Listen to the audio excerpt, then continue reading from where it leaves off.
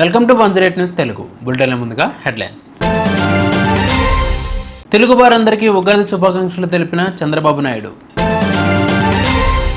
మార్చి 31వ తేదీ వరకు 90% రైతులకు రైతు భరోసా డబ్బులు జమ అవుతాయి, క్లారిటీ ఇచ్చిన తుమ్మల. రామ్ పోతినేనితో mister Bachchan beauty dating. AP ప్రభుత్వం ఆధ్వర్యంలో నిర్వహించిన ఉగాది వేడుకల్లో సీఎం చంద్రబాబు నాయుడు పాల్గొన్నారు. విజయవాడలోని తుమ్మలపల్లి కళాక్షేత్రంలో రాష్ట్ర సాంస్కృతిక శాఖ ఆధ్వర్యంలో ఉగాది వేడుకలు నిర్వహించారు. ఈ వేడుకల్లో ముఖ్యమంత్రితో పాటు పలు శాఖ మంత్రులు కూడా పాల్గొన్నారు. ఈ సందర్భంగా చంద్రబాబు నాయుడు మాట్లాడుతూ శ్రీ విశ్వావసునామ సంవత్సరం అందరికీ మంచి జరగాలని కోరుకుంటూ తెలుగు వారందరికీ ఉగాది శుభాకాంక్షలు తెలిపారు. శ్రీ విశ్వావసునామ సంవత్సరం తెలుగు నూతన సంవత్సరం. ఈరోజు మనం అందరం కూడా జనవరి 1 జరుపుకుంటున్నాం. అది ఇంగ్లీషు. కానీ మన సాంప్రదాయాలను మనం మర్చిపోవడం లేదు. జనవరి 1 ఎంత ఇంపార్టెంటో న్యూ ఇయర్ కింద ఉగాది కూడా దానికంటే ఎక్కువ ప్రాముఖ్యత ఉంది.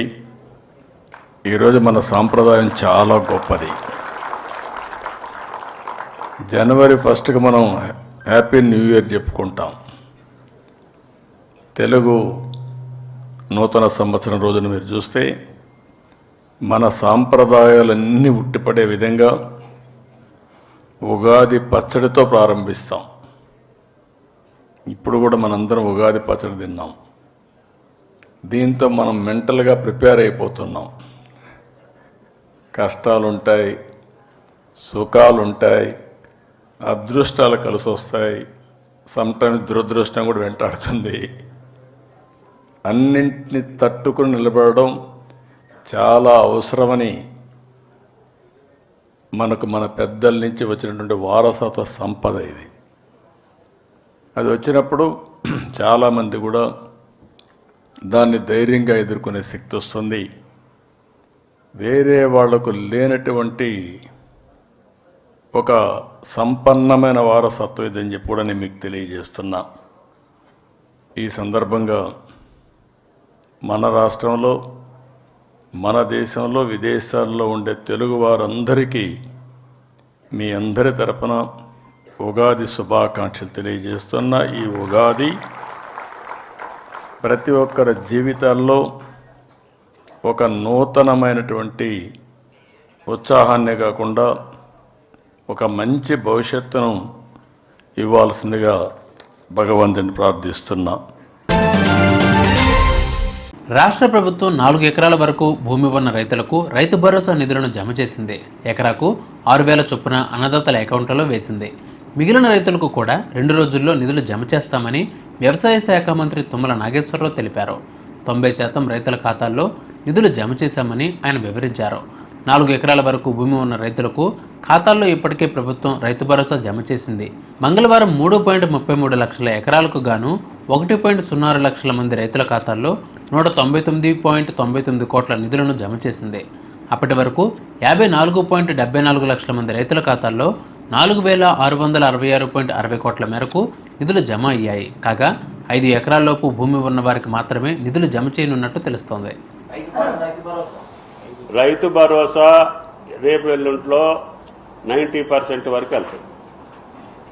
31వ తారీఖు రాత్రి కల్లా 80 నుంచి 90% మధ్యలోకి వెళ్తాయి. ఇంకేదన్నా గ్యాప్ ఉంటే హైదరాబాద్ పట్టణం చుట్టూ ఉన్నటువంటి వ్యవసాయ యోగ్యంగాని భూమిని వెరిఫై చేస్తున్నాం.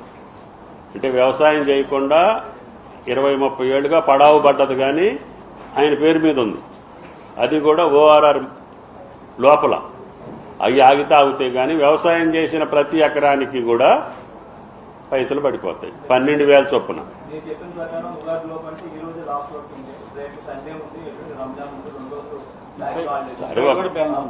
రేపు ఎల్లుండి కూడా బ్యాంకులు వచ్చమని చెప్పినాం. ఓకే. ఇప్పుడు తెలుగు సినిమాల్లో కొత్త హీరోయిన్స్ ధాటి అంతకంతకు ఎక్కువవుతూ వస్తుంది అని చెప్పవచ్చు.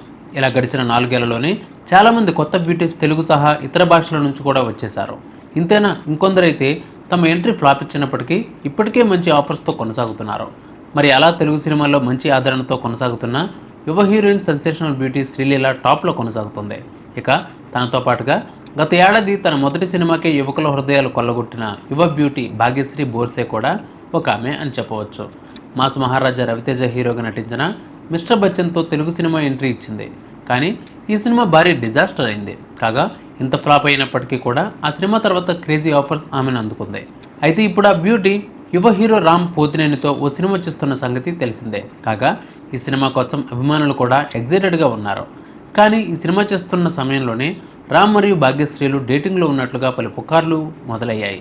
కానీ ఇప్పుడు ఈ గాసిప్స్ మాత్రం భాగ్యశ్రీ సీక్రెట్ రిలేషన్షిప్లో మరో హీరోతో ఉన్నట్లుగా వినిపిస్తున్నాయి.